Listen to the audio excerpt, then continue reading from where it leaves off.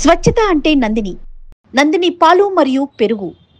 విజయవాడలో ఉన్న అతిపెద్ద టూరిస్ట్ స్పాట్ భవానీ ఐలాండ్. అదే భవానీ ఐలాండ్కి ఈ సమ్మర్లో ఫుల్ డిమాండ్ ఉంటుంది. సాధారణ కార్తీక మాసంలో ఎక్కువ ఉంటుంది, కానీ సమ్మర్లో విపరీతంగా హై డిమాండ్ ఉంటుంది. పిల్లలు కూడా సెలవులు ఇచ్చేశారు. దాదాపు 2 నెలల పాటు నా వెనకాల కనబడుతున్న భవానీ ఐలాండ్ పూర్తిగా టూరిస్టులతో కిటకిటలాడిపోతుంది. కానీ వీళ్ళు భద్రతా పరంగా ఎటువంటి జాగ్రత్తలు తీసుకున్నారో తెలుసుకుందాం. ఎందుకంటే కరెక్ట్గా 7 ఏళ్ళు 8 ఏళ్ల క్రితం ఇదే కృష్ణానదిలో నా వెనక కనబడుతున్న భవానీ ఐలాండ్ కొంచెం దూరంలోనే కృష్ణానదిలో టూరిస్టు బోట్ ఒకటి తిరగబడి దాదాపుగా 20 మందికి పైగా మృత్యువాత పడ్డారు. దానికి రీజన్ ఏంటంటే వాళ్ళు లైఫ్ జాకెట్లు వేసుకోకపోవడం, ఎక్కువ మంది టూరిస్టులని బోట్లు ఎక్కించడం. సో ఇవన్నీ కూడా భద్రతా ప్రమాణాలు పాటిస్తున్నారా లేదో చూడాలి. ఎందుకంటే ఇప్పుడు వచ్చేదంతా కూడా చిన్న చిన్న పిల్లలు ఎక్కువ వస్తూ ఉంటారు. సో భద్రత అనేది ఎలా తీసుకున్నారో చూడాలి. దాంతోపాటు రాష్ట్ర వ్యాప్తంగా విపత్తు నివారణ అగ్నిమాపక శాఖ వాళ్ళు విపత్తు నివారణ వారోత్సవాలు నిర్వహిస్తున్నారు. విపత్తు నివారణ అంటే విపత్తు జరగకముందు ఎటువంటి జాగ్రత్తలు తీసుకోవాలో వారం రోజుల పాటు ప్రతి ఒక్కరికి కూడా వాళ్ళు వివరించే ప్రయత్నం చేస్తున్నారు. సో విపత్తు నివారణ వారోత్సవ సందర్భంగా విపత్తుకు సంబంధించిన నివారణకి ఎటువంటి జాగ్రత్తలు భవానీ ఐలాండ్కి సంబంధించిన సిబ్బంది కానీ అధికారులు తీసుకున్నారో ఇప్పుడు చూద్దాం. వాళ్ళు ఒకవేళ కనుక లైఫ్ జాకెట్లు కనుక వేసుకోకపోయినా లేదా భద్రతా ప్రమాణాలు పాటించకపోయినా ఏం జరుగుతుంది, అధికారులు దానికి ఏ ఆన్సర్ చెప్తారో కూడా చూద్దాం. నాతో పట్టండి.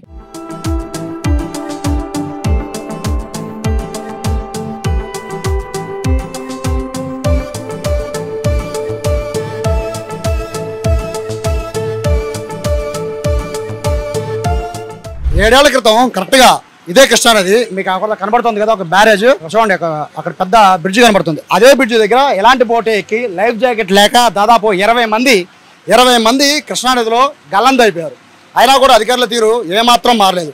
ప్రస్తుతం మనము బరం పార్క్ నుంచి మనము ఇప్పుడు వచ్చింది భవానీ ఐలాండ్ చూడచ్చు. కనీసం ఒక్కళ్ళు కనీసం లైఫ్ జాకెట్ గురించి కనీసం ఇక్కడ ఇంత కుప్పలుగా లైఫ్ జాకెట్లు పెట్టారు, కానీ కనీసం వీటి గురించి వేసుకోవాలన్న జాగ్రత్త అనేది అధికారులు కాదు, సిబ్బందిలో కాదు, ఎవరిలో కనబట్టలేదు. ఇప్పటికి మనం 3 రౌండ్స్ ఇదే బోట్లో వెళ్ళొచ్చాం. 3 రౌండ్స్లో కూడా ఒక్కసారి కూడా అధికారులు కానీ సిబ్బంది కానీ వేసుకోమని చెప్పట్లేదు. పైగా ఏదైతే లోపల వాడుతున్నారో గ్యాస్ సిలిండర్ని, అదే గ్యాస్ సిలిండర్ల కోసం ప్రత్యేకమైన వాళ్ళకి బోట్లు ఉన్నాయి. కానీ ఎవరైతే ప్రయాణికులు వస్తున్నారో అదే ప్రయాణికుల బోట్లో గ్యాస్ సిలిండర్లో తీసుకొస్తున్నారంటే పరిస్థితి చూడదు. ఏపీ టూరిజం వాళ్ళకి ప్రయాణికుల పట్ల ఎంత వాళ్ళ బాధ్యత ఉందో అర్థమైపోతుంది.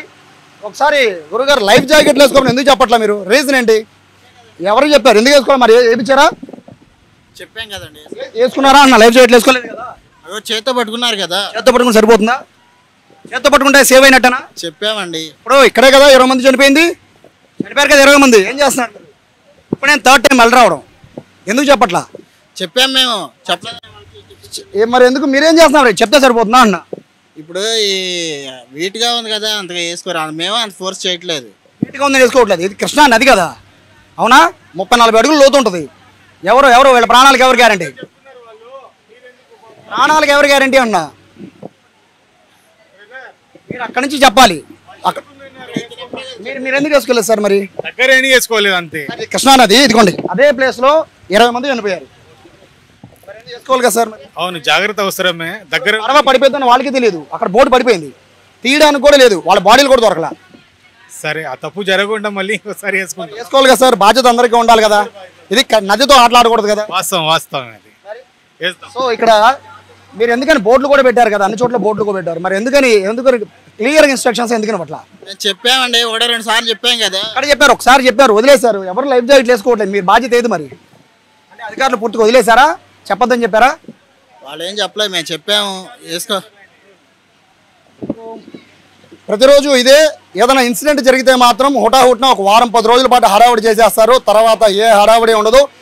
ఇంత పెద్ద కృష్ణానదిలో రేపొద్దున రాబోతోంది సమ్మర్ హాలిడేస్. పిల్లలందరితో కూడా కార్తీక మాసంలో కన్నా 2 రెట్లు ఎక్కువ ఈ 2 నెలల పాటు, అంటే దాదాపు జూన్ 12 వరకు కూడా పిల్లలతో అందరూ కూడా భవానీ ఐలాండ్ వస్తూ ఉంటారు. అటువంటి పరిస్థితుల్లో ఎంత కేర్గా ఉండాలి. మొత్తం ఫుల్ అయిపోతుంది. ఇంత సమ్మర్లో మిట్ట మధ్యాహ్నం పూట కూడా ఇంతమంది ఎక్కుతున్నారంటే భవానీ ఐలాండ్కి వెళ్ళేది విజయవాడ భవానీ ఐలాండ్ మాత్రమే ఇక్కడ చూడదగిన ప్రదేశం. అలాంటి భవానీ ఐలాండ్కి కొన్ని వేల మంది వస్తూ ఉంటారు ఈ 2 నెలల్లో కూడా. బట్ పరిస్థితి ఏంటి అనేది ఒకసారి ఆలోచించుకోవాలి. దీనికి సంబంధించిన టూరిజం అధికారులు ఏం చెప్తారో వాళ్ళని అడిగి తెలుసుకున్నాం. ఈ బోటింగ్కి సంబంధించిన కార్యాలయానికి వచ్చాను. ఇక్కడ ప్రస్తుతం వీళ్ళు ఇన్ఛార్జ్ ఉన్నారు. వీళ్ళు ఇన్ఛార్జ్ నాగరాజ్ అయితే ప్రస్తుతం లీవ్లో ఉంటున్నారు. బోటింగ్ సంబంధించిన సూపర్వైజర్ ఉన్నారు. మీ పేరు? భాస్కర్ సార్.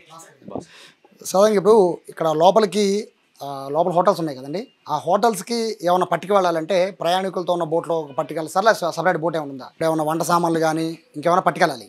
ప్రయాణికులతో పాటు ఎక్కిన బోట్లో ఉంటే సపరేట్గా పట్టుకెళ్తారా? సపరేట్గా తీసుకుపోతారు.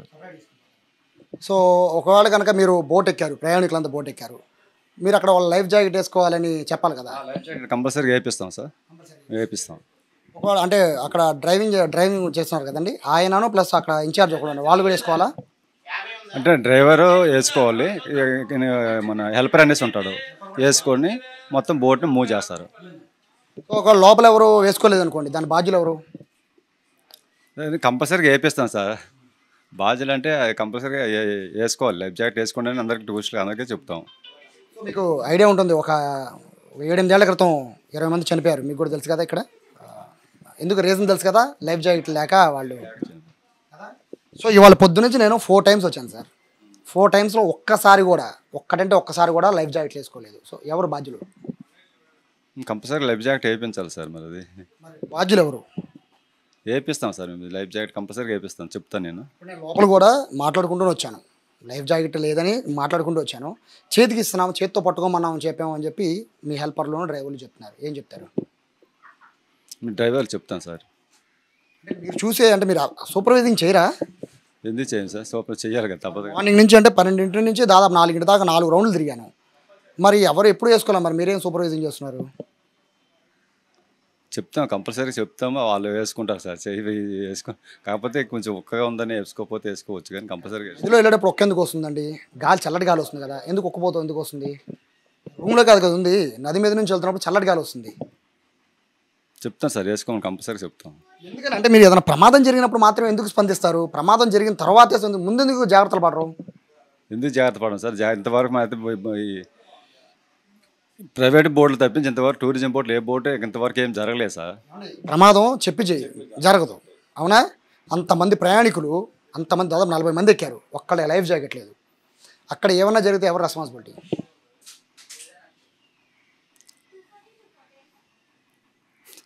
చెప్తాను సార్, అందరికీ వేసుకో. గ్యాస్ సిలిండర్ని 4 గ్యాస్ సిలిండర్ని ప్రయాణికులతో పాటు ఎక్కించారు, దానికి ఎవరు బాధ్యులు? ఒక్క సిలిండర్ లీక్ అయినా ఎవరు బాధ్యులు? తప్పించుకోవడానికి కూడా దారి ఉండదు కదా, అందరూ నదిలో దూకేయాలి కదా. సిలిండర్ లీక్ అయితే ఏం చేయాలి ప్రయాణికులు?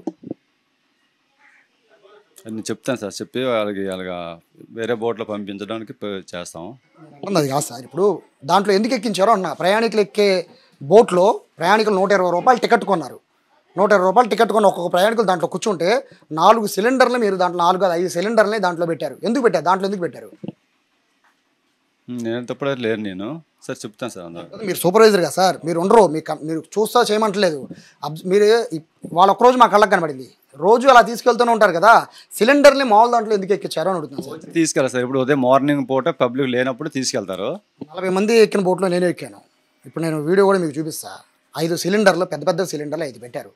సో ఎందుకు పెట్టారు? ప్రయాణికులు ఎక్కించే దాంట్లోకి ఇక్కడ నుంచి పర్మిషన్ లేదే మీరు బోట్ ఎవ్వరు ఎక్కనివ్వరు కదా. సిలిండర్ని మీ సిబ్బంది సహాయంతోనే ప్రయాణికులు 40 మంది ఉన్న ప్రయాణికులు సిలిండర్లు ఎక్కించారు. ఎందుకు ఎక్కించారు? ప్రస్తుతానికి నేను అప్పుడు లేను, ఎక్కించాను సార్. అలా ఎక్కించకంట ముందు మార్నింగ్ ట్రిప్లోనే లేదా లాస్ట్ ట్రిప్లోనే ఎవరు లేనప్పుడు పంపిస్తాం అది. సో దీనికి ఎవరు బాధ్యులు కాదు, చూడలేదు అంటారు ఫైనల్గా. పూర్తి నిర్లక్ష్యం, ప్రయాణికుల ప్రాణం పట్ల నిర్లక్ష్యం. 120 రూపాయలు టికెట్, ఒక టికెట్ 120 రూపాయలు కొన్న ప్రయాణికుడు సేఫ్గా భవానీ ఐలాండ్కి వెళ్తాడని గ్యారంటీనే లేదు. సిలిండర్లు ఎక్కిచ్చేస్తున్నారు, లైఫ్ జాకెట్లు వేసుకోరు, డ్రైవర్ వాళ్ళ ఇష్టం, అక్కడ హెల్పర్ వాళ్ళ ఇష్టం, ఎవరి ఇష్టం వాళ్ళు చేస్తున్నారు. అధికారులు అడిగితే నేను చూడలేదు, నేను చేయలేదు, ఇది సమాధానం. ఖచ్చితంగా దీనిపైన అయితే ఉన్నతాధికారులు చర్యలు తీసుకోవాలి. ప్రమాదాలు జరగకుండా ఉండాలంటే ముందు జాగ్రత్తలు ఖచ్చితంగా తీసుకోవాల్సిన అవసరం ఉంది. ఓ పక్కన విపత్తు నివారణకు సంబంధించిన వారోత్సవాలు చేస్తున్నారు, ఎంత జాగ్రత్తగా ఉండాలో చెప్తుంటే అధికారి నిర్లక్ష్యం అనేది కొట్టొచ్చినట్టు కనబడుతుంది. దీనికి ఉన్నతాధికారులు ఏ విధంగా స్పందిస్తారో వేచి చూద్దాం. కెమెరా పర్సన్ కృష్ణతో సాయి, సుమన్ టీవీ, భవానీ ఐలాండ్ నుంచి.